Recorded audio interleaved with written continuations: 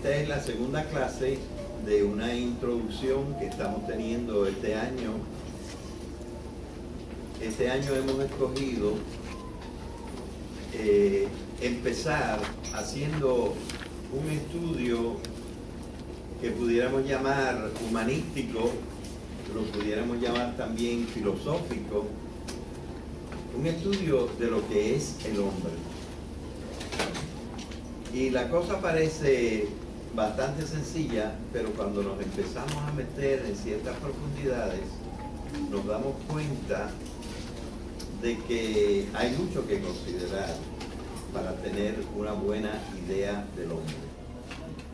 Yo he preparado desde hace algunos años un cuadro que es como un resumencito de diferentes aspectos que podemos estudiar del hombre. Y ese cuadro está proyectado aquí. En este momento se ve solamente la mitad del cuadro en sí. Yo creo que tú podrías por un momento quitar la parte de arriba y levantar la cosa de manera que se vieran las dos partes por un momento. A ver, más o menos ahí está bastante bien, porque toda la escritura del cuadro estaría allí. Y ustedes se dan cuenta que para estudiar al hombre nosotros hemos escogido estudiar dos aspectos del hombre. Estudiar la naturaleza del hombre y estudiar la cultura del hombre. Así que es una de las cosas que nosotros vamos a estudiar.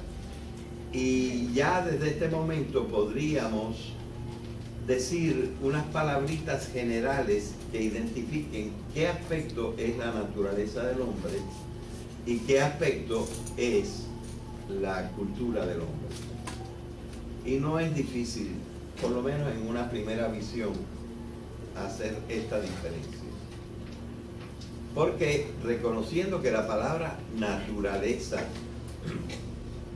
viene de la forma nato, que es una palabra española que significa nacido, y que por lo tanto está ligado al hecho de nacer, la naturaleza es el equipo que nosotros traemos, equipo de todo tipo, pero mayormente equipo biológico, con potencialidades para desarrollar un equipo mental, el equipo que traemos cuando nacemos. Esa es la naturaleza.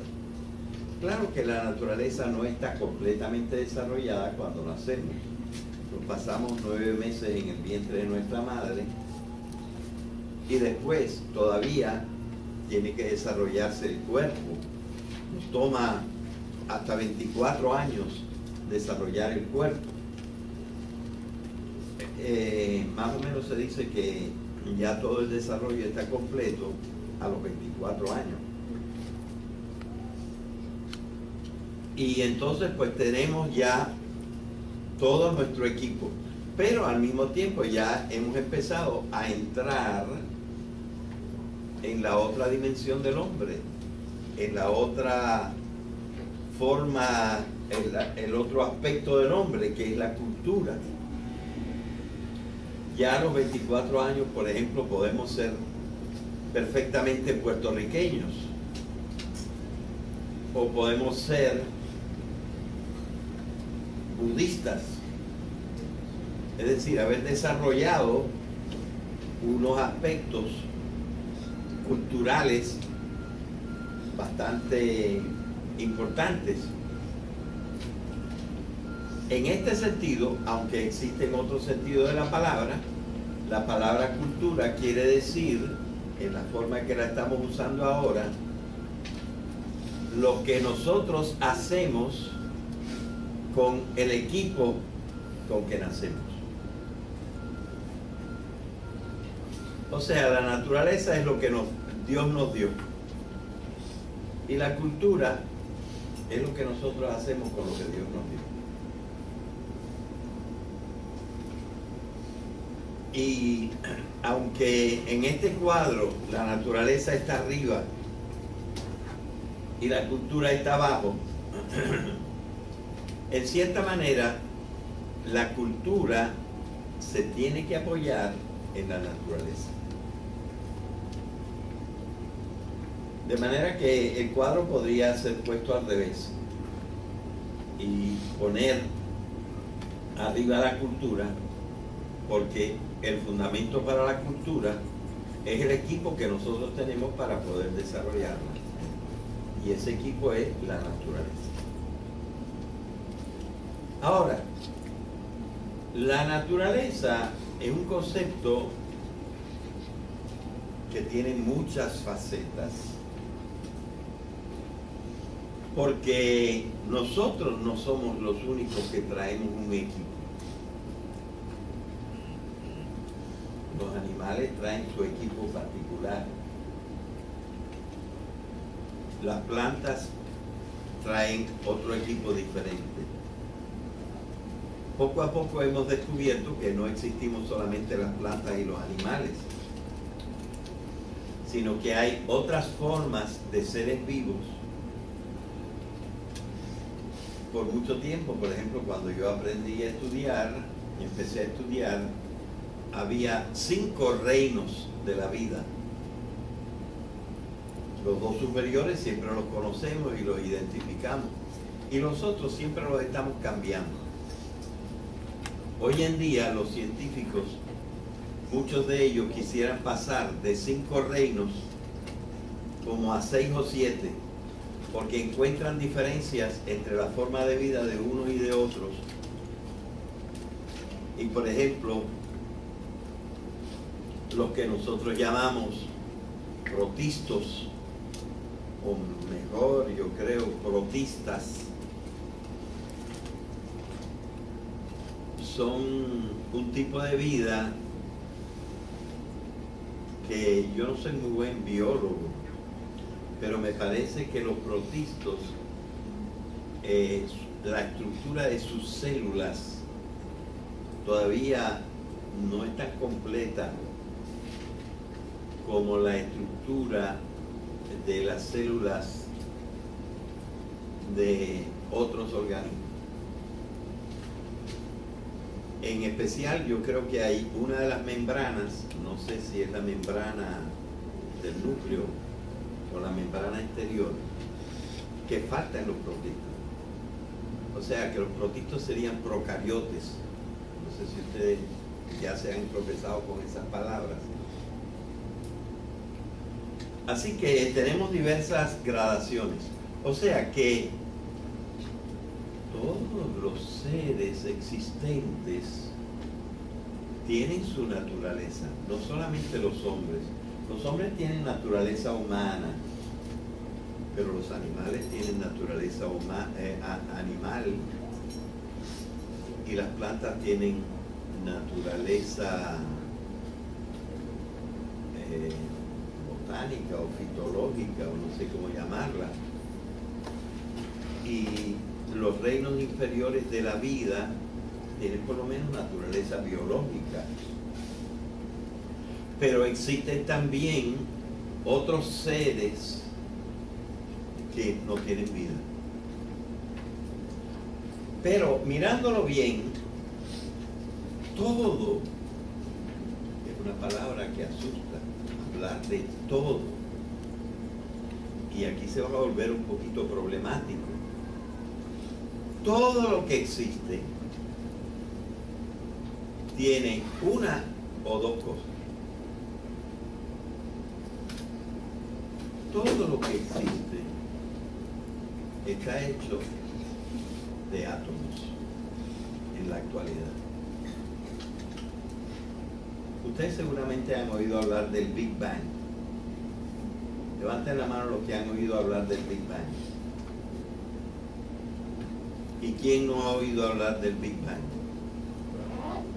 Todos han oído hablar del Big Bang. Pues, después del Big Bang, calculan los matemáticos y los físicos que se pasaron, no es poco, 4.000 y pico de millones de años sin que todavía existieran los átomos. era el tiempo de la radiación y de las partículas subatómicas, de las cuales hemos encontrado una profusión increíble. La última de ella, el bosón de Higgs, que hizo titulares en los periódicos el año pasado, antepasado. Así que todo, la palabra es dura y me va a traer problemas, todo en la naturaleza está compuesto actualmente de átomos. Todo. Pero una buena partecita, una partecita notable y muy especial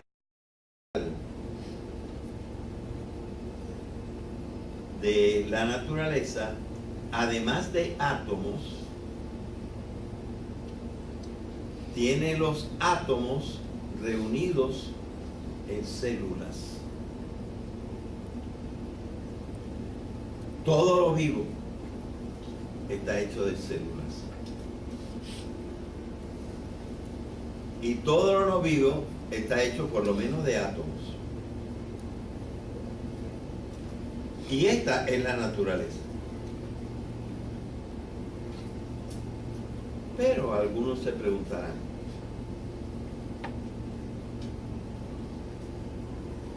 yo he oído hablar de unos seres, pero no he oído hablar que esos seres tengan ni átomos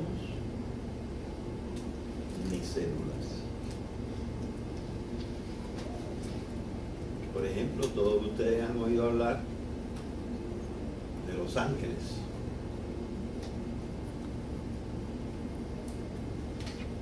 Bueno, pues entonces es problemático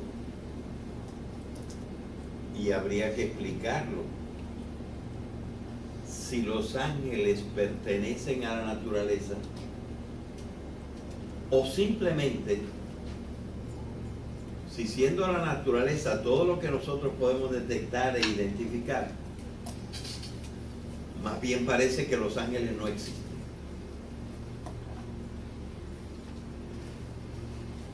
Así que ya aquí se vuelve un poquito problemática el uso de la palabra que yo dije, porque yo pienso que nuestro lenguaje, que está muy influido por la autoridad de la ciencia,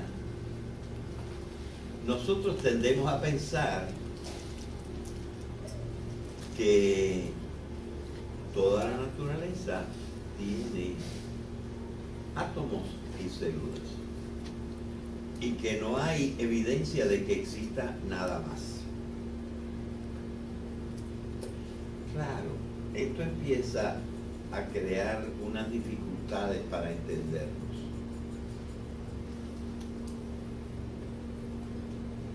Porque enseguida puede saltar una pregunta ahí. ¿Y el alma tiene células? Vamos a dejar los ángeles de lado, que no hay ninguna seguridad de que existan. El alma tiene células. Claro que no. Pero entonces habría que preguntarse, ¿y el alma es un ser?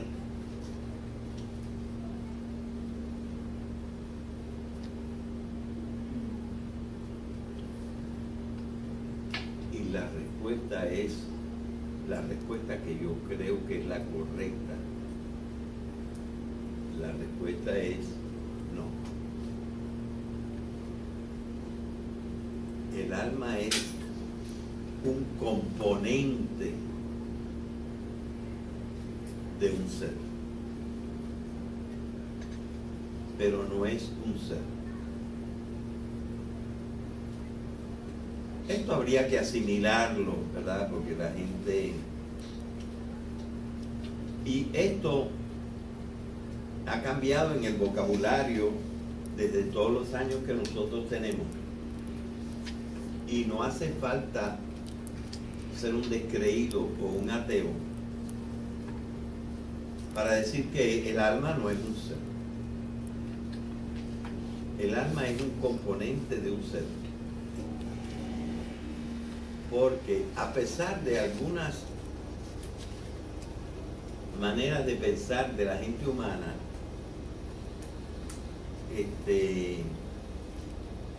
eso de que el alma cambia y se estaba metida en un cuerpo y luego se mete en otro cuerpo después de que muere, o según algunos se mete en un alacrán, o se mete en un pino, o en una hierbita, o algunos se convierten en piedras y creen que las almas tienen piedra. Es decir, que las almas pueden pasar de una parte a otra. Y aquí nosotros empezamos a dudar de que la persona tenga una idea exacta de lo que es la realidad.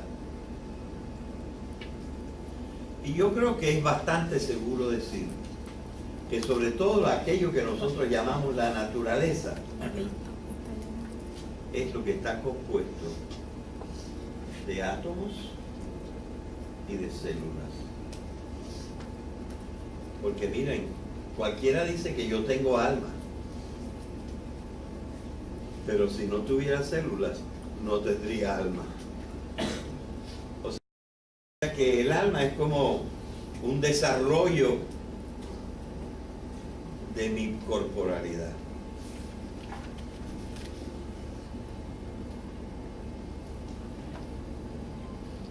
Entonces nosotros tenemos que entrar en una serie de explicaciones que no todas pueden ser comprendidas con el mismo lenguaje. Y por cierto, algo de esto es lo que yo explicaría en esos cursos gratuitos que yo voy a ofrecer a las 5:30 de la tarde, probablemente los lunes y los miércoles, en esta misma clase, a partir de más o menos la mitad de febrero. Pero son algunas cosas de las cuales yo podré decir algo, y sobre todo si hay preguntas, yo trataré de contestarlas en la forma más profunda que pueda.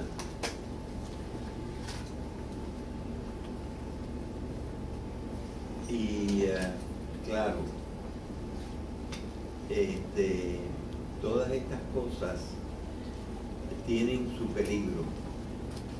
El peligro para la clase es que ordinariamente, yo calculo, como el 15% de los alumnos se ponen contra el profesor. Dicen, este es un ateo, o este es un individuo que está contra la manera de pensar de la mayor parte de las personas. Este individuo no reconoce la Biblia. Una partida de cosas así.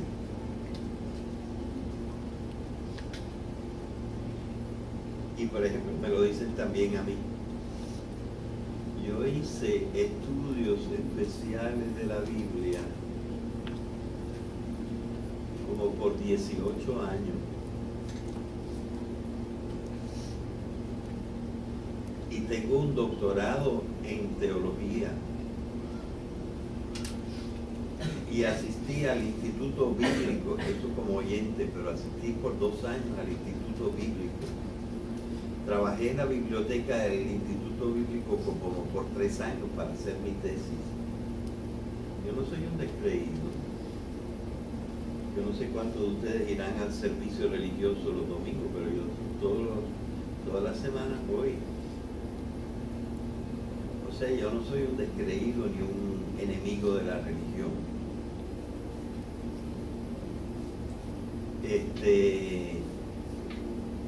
Pero también quiero hilar fino, ¿qué se puede decir actualmente en el conocimiento de la realidad? Y ya hemos llegado a algunas cositas. Yo creo que es una buena idea decir que naturaleza es todo lo que tiene o átomos y células. Los átomos es el mundo no vivo y átomos y células cuando el mundo está vivo. Pero de ahí no se puede decir que hay otras cosas que tienen átomos, células y alma, porque el alma no es una segunda parte del ser, es un componente, o con palabra de cierta filosofía, es un principio,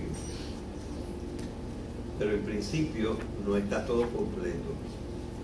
El principio necesita de otro principio y no existe alma sin cuerpo. Las maneras de nosotros de hablar a veces no admite esto, pero en el sentido en que lo estamos tomando y estudiando el significado de lo que después podemos decir en la naturaleza humana que existe un alma, no significa que el alma sea un ser.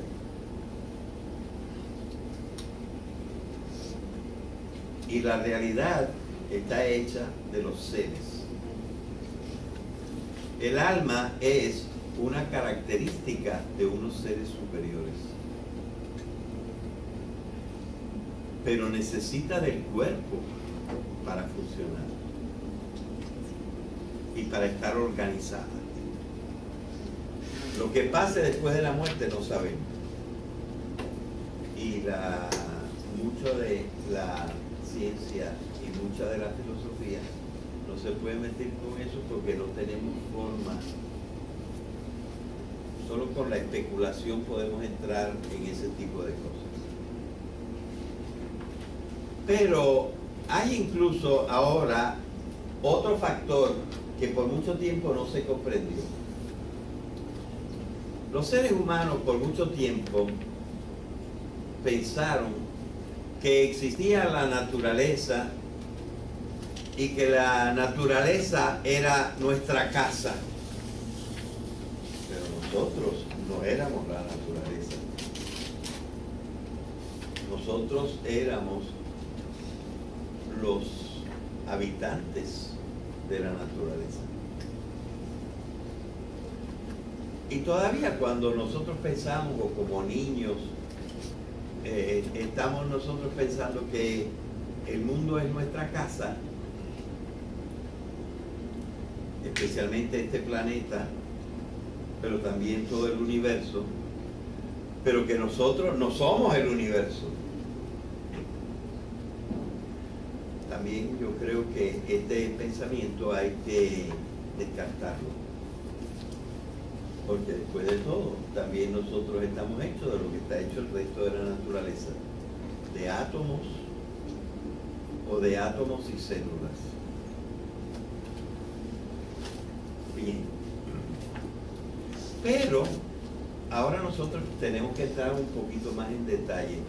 Y ahí lo dice un poco, si bajan un poco, hay unas palabritas escritas antes. Allí se habla de qué es el hombre. Bien, ahí está bien. Y hay una primera oración. ¿Quién la lee? ¿Tú? Es un individuo racional, una persona que muestra las siguientes dimensiones en su naturaleza y cultura. Exacto. Las dimensiones son esos cuadritos que aparecen abajo. Pero, por ejemplo, la razón sola, que sería como el alma, no es un individuo. Un individuo quiere decir algo que no se puede dividir.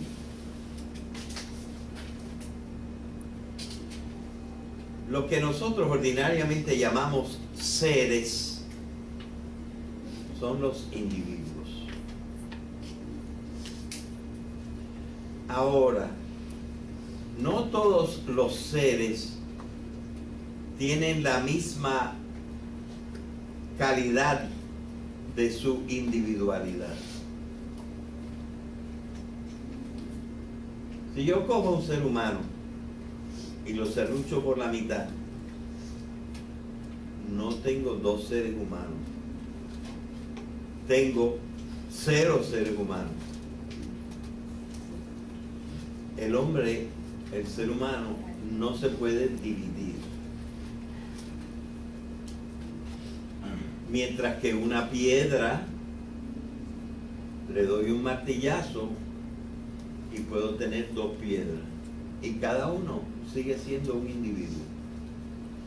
Luego su individualidad no es tan íntegra como la individualidad del ser humano. E incluso existen unos gusanitos. Yo creo haber hecho de chiquito algún tiempo en la escuela digo gusano, pero no debe ser gusano, debe ser tener otra clasificación, que tú los partes por la mitad y las 2 partes siguen viviendo. Eso se da en seres inferiores vivos.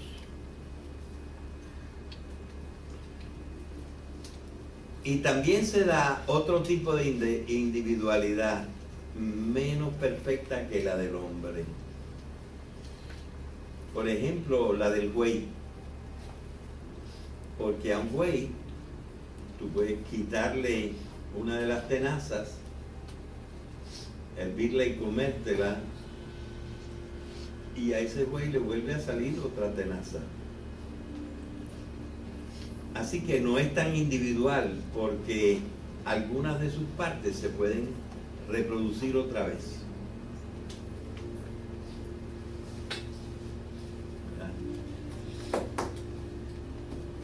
Y los árboles todavía son menos individuales que los bueyes, porque tú puedes quitarle una rama, una ramita a un árbol, separarla del árbol y a una cierta distancia del árbol plantarla, y ahora tienes 2 árboles. Por lo tanto, no son tan individuales. A medida que nosotros vamos subiendo en una escala de los seres en la naturaleza, la individualidad se va haciendo mayor.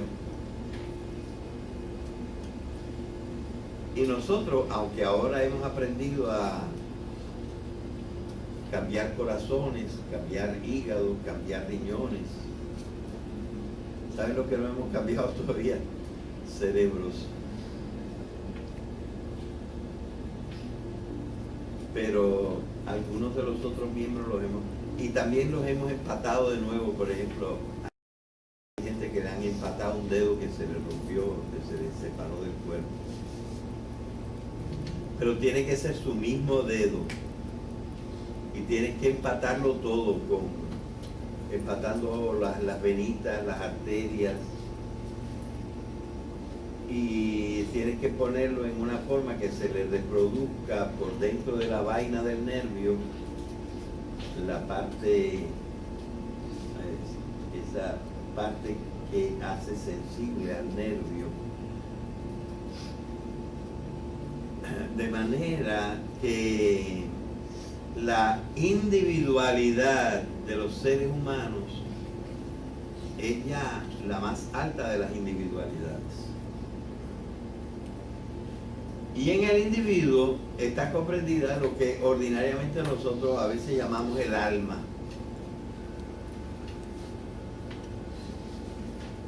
Y naturalmente eso hace que sea muy difícil pensar.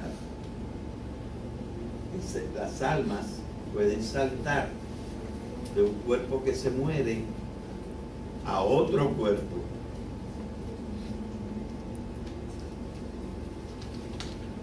O a lo mejor saltar a un escorpión o a una rana.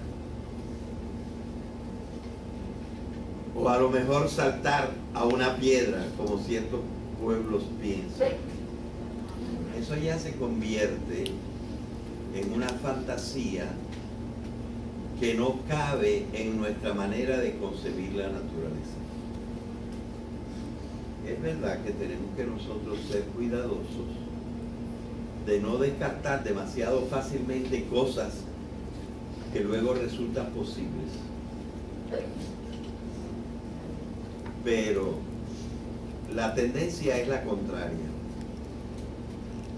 La tendencia es a pensar que existen muchas cosas que no existen, o considerar esas cosas como si fueran seres. Hace falta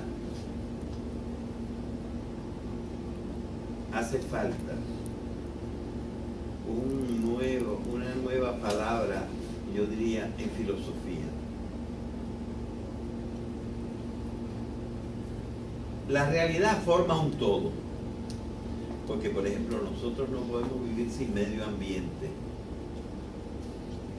y el medio ambiente no puede vivir sin lo que tiene alrededor, y el medio ambiente necesita la gravitación universal y necesita la energía. ¿Verdad que en realidad lo que existe es el todo?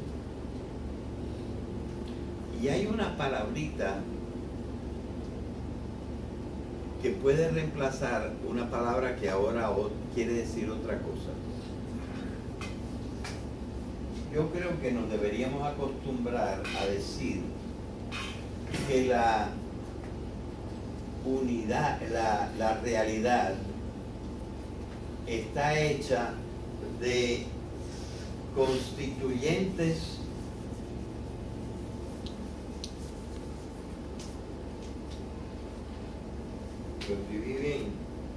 individuales. O sea, el concepto de individuo es muy importante. Y lo que existen son constituyentes individuales.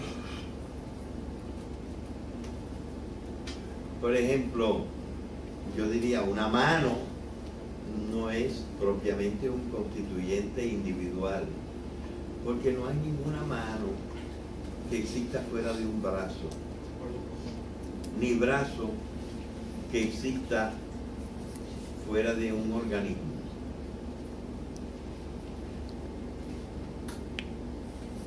Entonces hay cosas que son constituyentes individuales a un nivel, y los más chiquitos de los constituyentes individuales de lo no vivo es el átomo,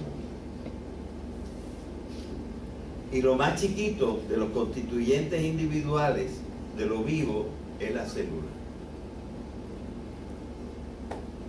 Pero después cada plantita es un constituyente individual de la realidad. Cada gusanito es un constituyente individual de la realidad. Cada ser humano es un constituyente individual de la realidad. Antes de que se me ocurriera esta palabra, existía ya una palabra que es la que usaba la filosofía, pero que ahora la ciencia la cogió para hablar de otra cosa, y entonces ya la gente no la entiende. A los constituyentes individuales, Aristóteles, para mí el mayor filósofo que ha existido, a los constituyentes individuales, Aristóteles les dio el nombre de sustancias.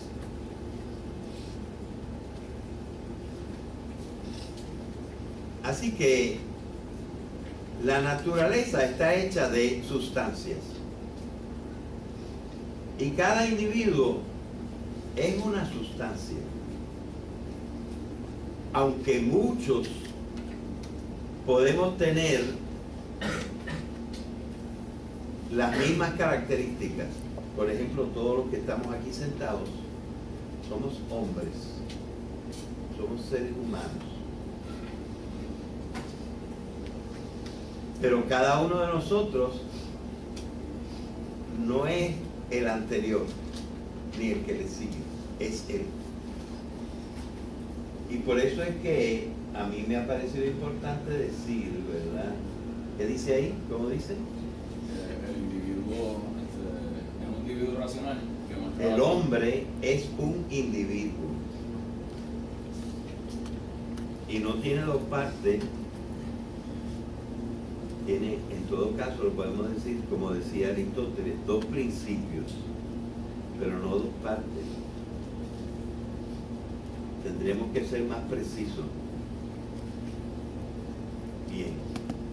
Ahora, como nosotros no llamamos personas a nuestros perros, ni a nuestros caballos, y menos a las serpientes que vemos por ahí, o a los escarabajos, o a los gatos, o a los ratones, hay que distinguir entre individuo y persona. Por eso yo puse entre paréntesis con otro color la persona. Pero lo puse entre paréntesis porque todo individuo humano es persona. Pero lo llamamos persona cuando estamos pensando en que esta persona está conectada con otras personas. O sea que una persona es un individuo en relación con otros individuos de su misma especie.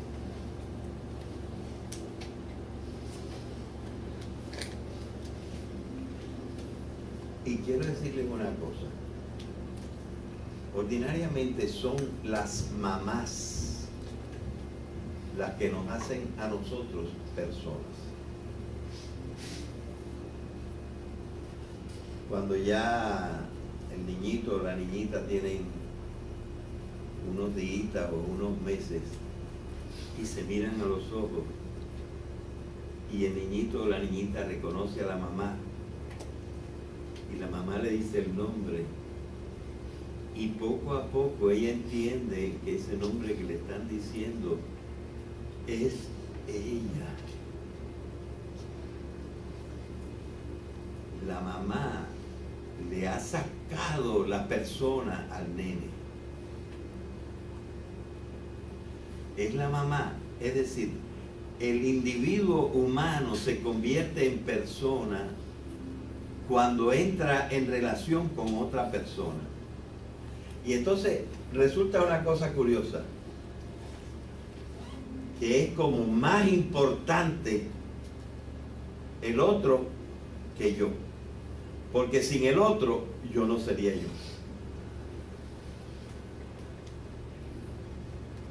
El otro ya es persona y me hace a mí persona al hacerse relacionado conmigo.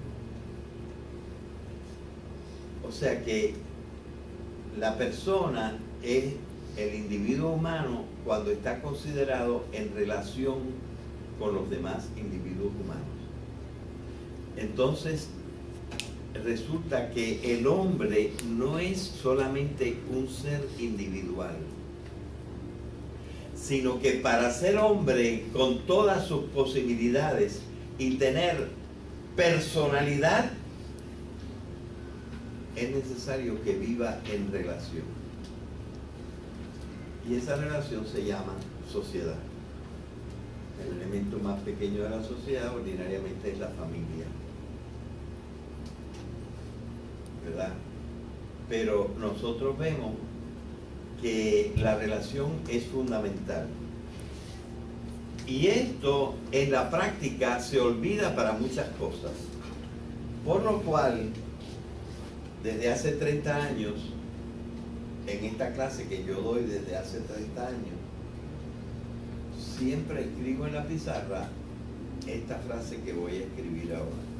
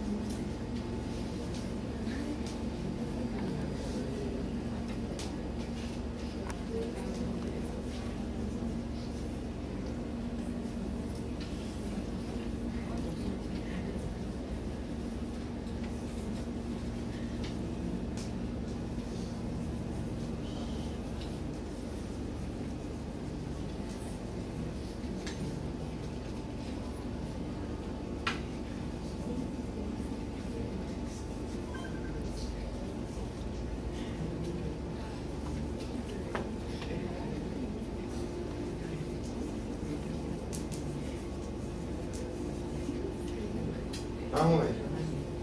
Ahí la desarrollé un poquito más.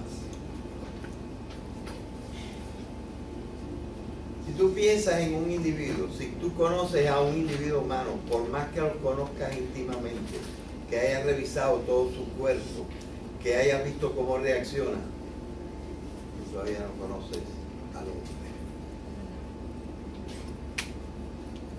Porque el hombre, para ser verdaderamente hombre, tiene que estar en relación con otros individuos humanos. Y esto se olvida continuamente.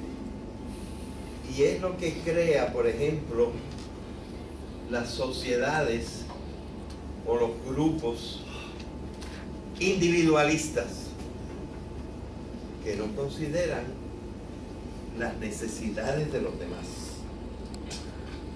en todos los aspectos, incluyendo, por ejemplo, el económico.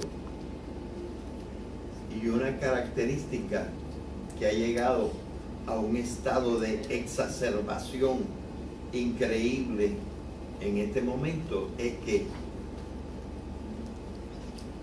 el 1% de los individuos de la sociedad americana tienen el 95% del poder económico de la sociedad americana. Y el 99% de la sociedad americana tiene entre el 5 y el 1% de las posibilidades de la sociedad americana. Es decir,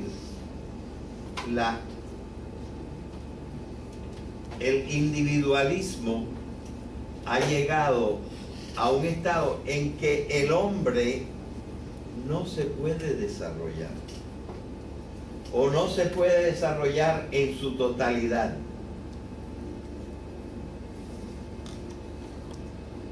Por ejemplo, no puede tener una profesión, no puede coger un doctorado. ¿Por qué no puede coger un doctorado? Porque no tiene todos los recursos y todos los medios, entre otras cosas.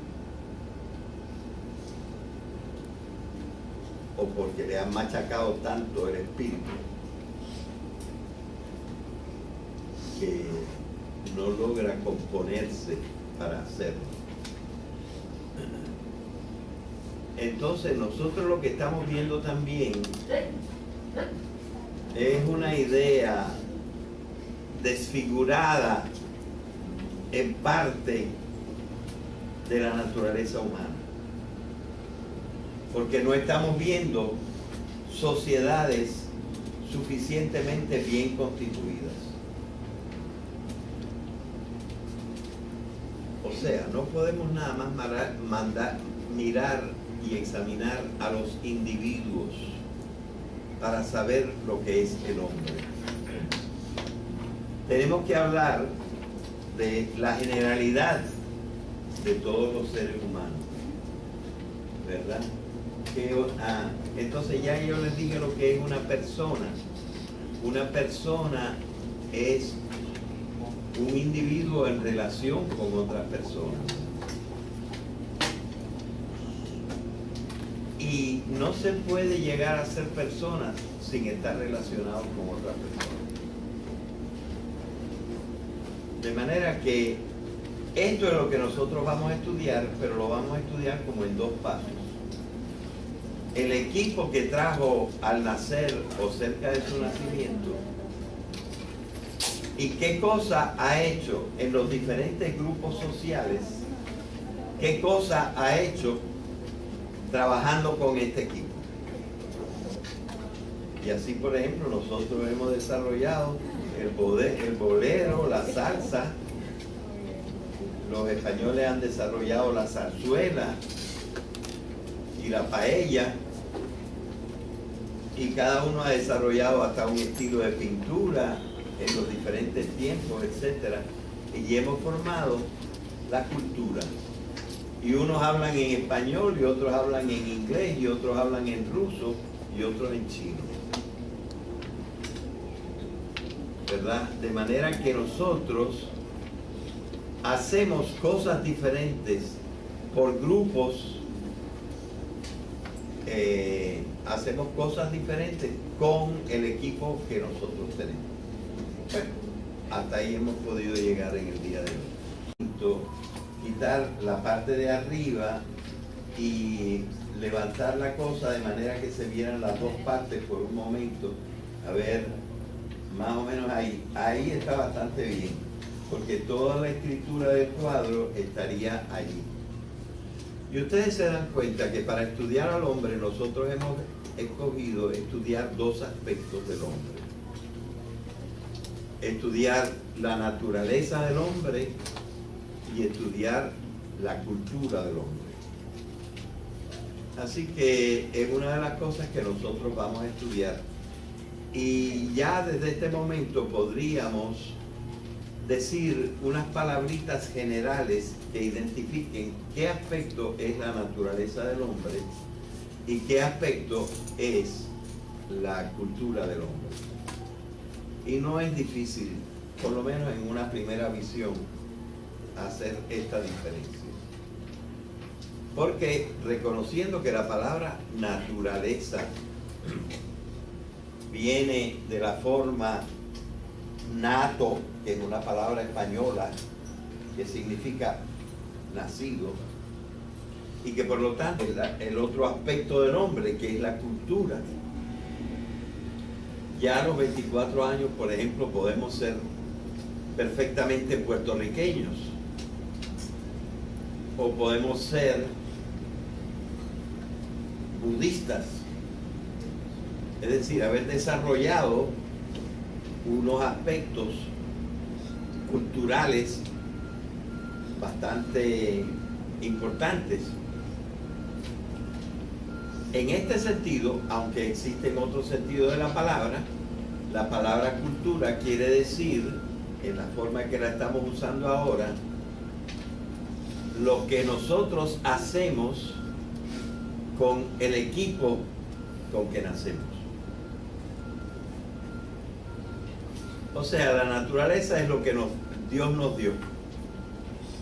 Y la cultura es lo que nosotros hacemos con lo que Dios nos dio.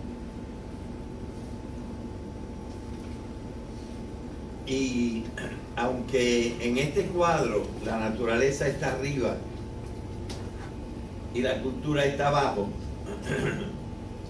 en cierta manera la cultura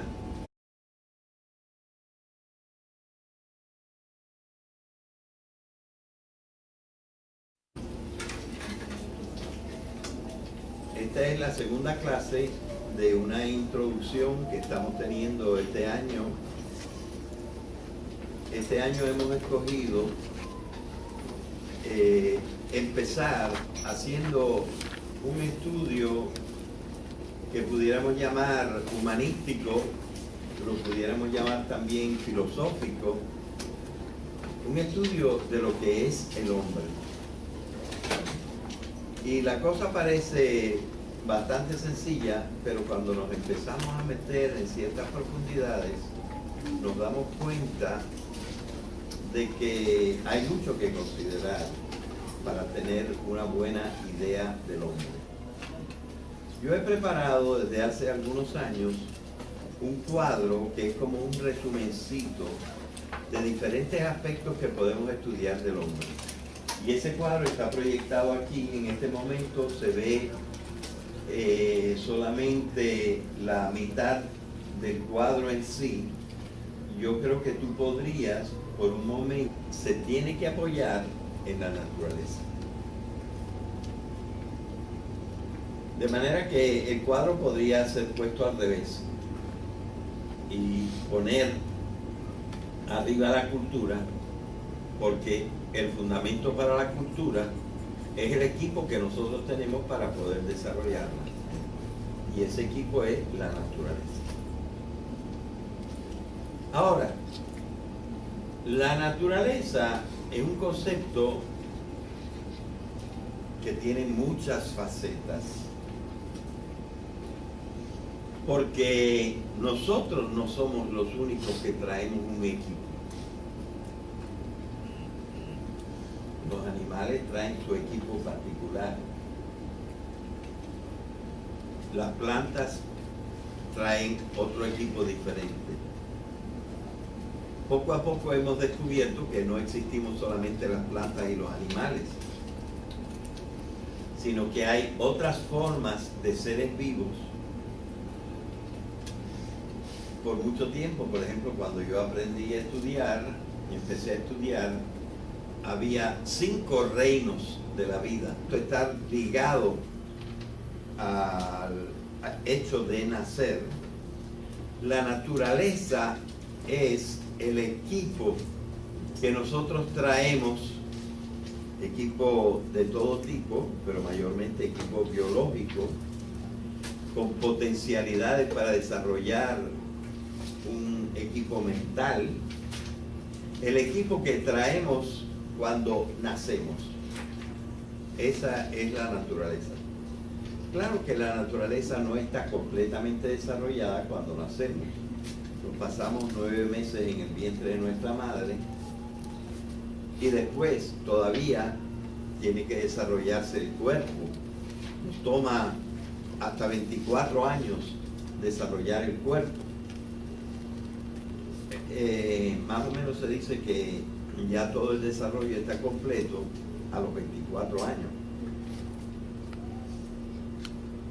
Y entonces pues tenemos ya todo nuestro equipo, pero al mismo tiempo ya hemos empezado a entrar en la otra dimensión del hombre, en la otra forma